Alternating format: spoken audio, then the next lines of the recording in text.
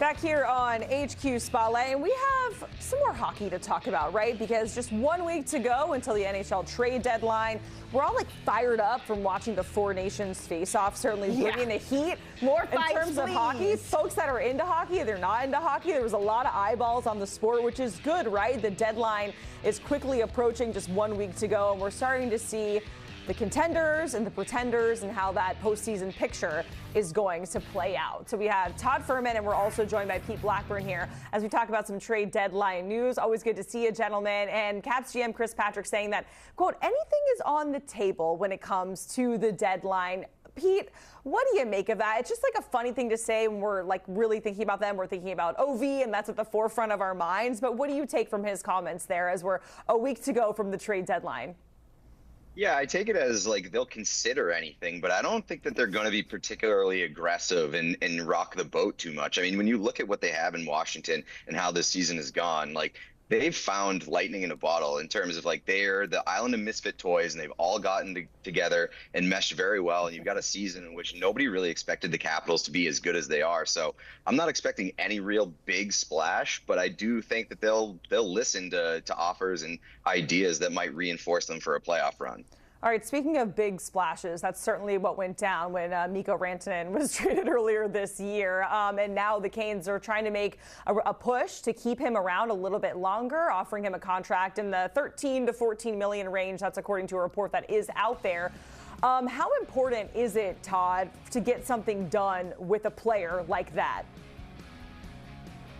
It's always one of the catch-22s at a team like the Hurricanes, who haven't exactly been willing to give players some of these longer-term deals. I mean, they did fail at the deadline last year to be able to retain the services of Jake Gensel, and I don't think they want to go through that same experience again. And while Mikko Rantanen hasn't found a seamless fit just yet, there is a little bit of a silver lining. His first multi-point performance last night in their win against Buffalo. And I think he's the kind of player that the Hurricanes have so desperately needed when they've come up short in a lot of these cup runs. They just don't have that marquee goal scorer coming in off the wing. They've struggled against elite goaltending to kind of get some of those greasy goals and be able to generate chances off the rush. Rantanen fits the bill, and maybe it's going to take a little bit of time, but they still have a 20-game runway to get him comfortable. But there's no doubt that the front office would like to get that extension signed and inked before the trade deadline on Friday.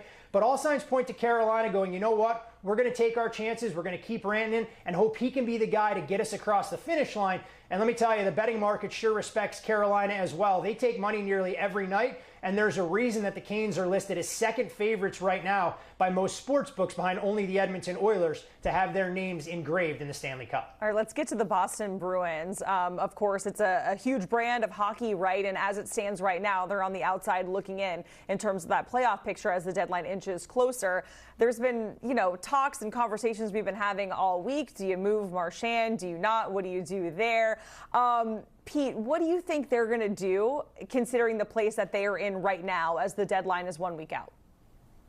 Yeah, I think they're going to be sellers. I think they're going to be soft sellers. I don't think they're going to – I would be surprised if they trade Brad Marchand. But, I mean, given where they are and given the state of the front office, selling Brad Marchand would be waving a white flag beyond this season, I think, just based off of what you have in terms of leadership. But, I mean, I think you can expect guys like Trent Frederick to move. It depends on what happens with Morgan Geekie, who's having a really good season. They could sell high on him, an unrestricted free agent at the end of the year. So they've got options.